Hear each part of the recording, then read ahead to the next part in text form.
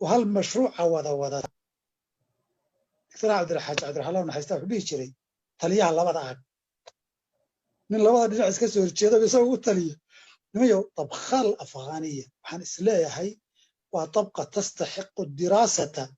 waxaan ثمارتن soo baxday كل الاتجاهات waa la isticmaamsaday ikhwaan baa la adeegsaday oo kaarkooda si fiican loo xoqday salafiya la adeegsaday si fiican loo xoqday shaabadiina waa lagu wada dhajiyay rumuustoodii baa mashruucan hormuud ka ahayd fatwoonaysay dagaalamaysay dadka diraysay ku faanaysay iyagu inay wadaan laakiin weel dabada ka duleela ama dad kale hoosta u fadhiyaan bay wax ku gurayeen marka waxaan isleeyahay nimayo waxaan socdaay tajribadii baa ay gelisay raalli ahaado inta muraajacaadku ardiyo badan ma lahayno asbaab daciifiso badan bay lahayd raalli ahaado waan ku taraarayta kale laakiin tajriba afghaniya nimayo in si fiican loo daraaseeyo dowrka islaamiyiintu ay lahaayeen anu waxaan ka rumaysnahay dowr la tawdiifiyey oo la isticmaalay oo la adeegsaday bay ahayd